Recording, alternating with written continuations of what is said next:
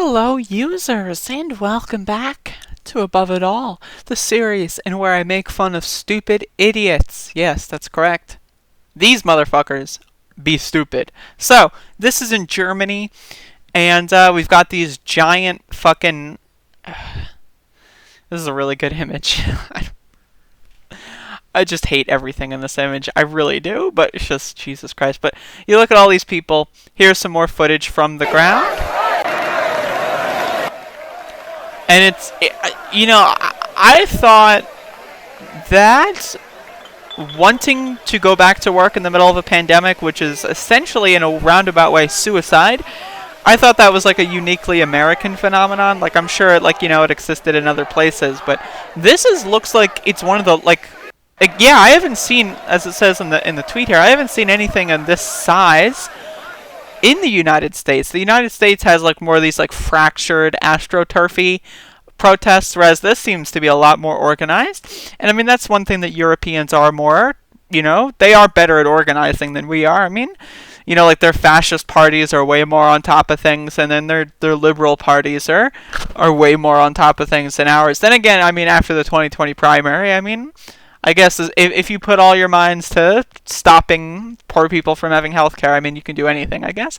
But I mean, I don't know. This is just really bizarre. And again, this is not going to be too much of a profound video. It's just that here's my roundabout message. Instead of protesting to go back to work, protest for the government to work for you. Going back to work, especially in non-essential jobs and areas, is essentially a roundabout way of killing yourself, or at least killing your family. If you go out and do this stupid garbage and you get COVID, even if you're asymptomatic, and you carry it on to someone else, it's murder. In a roundabout way, it's murder. You are knowingly... I mean, I guess that's the problem, is they're not doing it knowingly.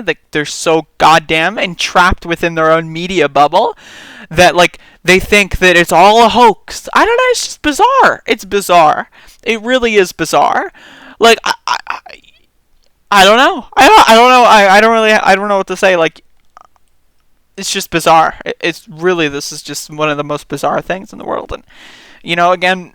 The United States has reopened several states, like Georgia and stuff, and my state's partially reopening, and it's the Trump administration leaked a projected 9/11 every day by the end of May, and that was based on trends that didn't really encapsulate multiple states completely reopening. So, we're looking at a rough couple of years, everybody. This is a rough couple of years ahead of us. Stay safe. I really just don't know what else to say besides stay safe, because, if you have any immunocompromised people in your family, then do your best to make sure that they're okay. I mean, especially when you have all these stupid motherfuckers. My thing is, during a lockdown, I don't want to go outside because it's a lockdown, and, I don't want to go outside because it's a pandemic.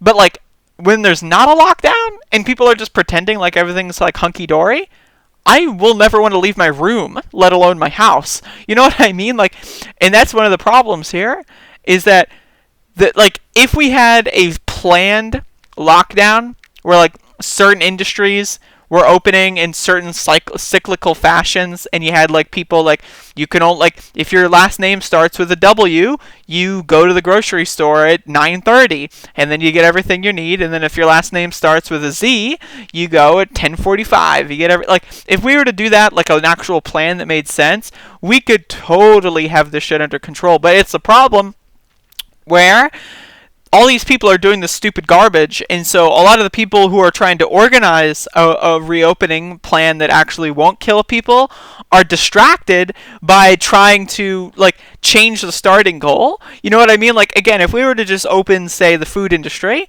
and or every other day, say we have essential businesses open on weekends or weekdays, and we have non-essential businesses open on make it so that when people need to do their things, they can, and they have a designated slot to do so without with minimal contact. But having no plan whatsoever and just saying, all right, everyone, just go outside and have fun. I don't know. It's just a disaster. This is a death. It also makes it harder to trace and track where these cases are moving and how they transfer from people to people, which makes it harder to quarantine individual people. So this is, again, it's just a disaster. And it goes to show that the United States isn't the only country that is having a revolution of stupidity, and I just hope that as many people as possible won't die from this. But I mean, again, we're looking at a 9/11 every single day in the United States, and I live in the United States, so even though this video is about Germany, I'm just going to obviously try to wheel it back into what I know best.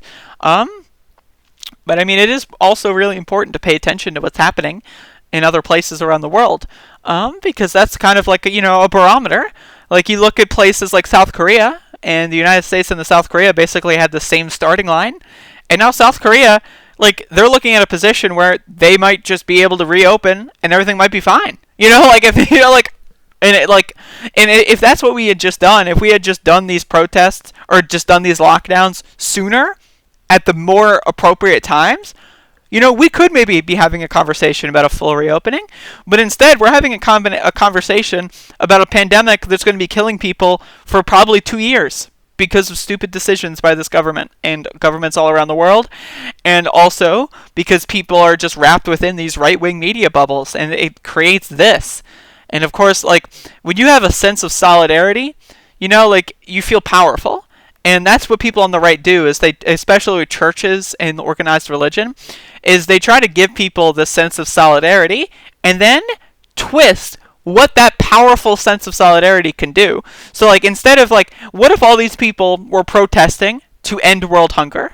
That would be cool. But instead they're protesting to kill themselves. And that's the thing, is that, like, and that's the whole Tea Party ideology in the Republican Party in the United States, is they just want people to feel together.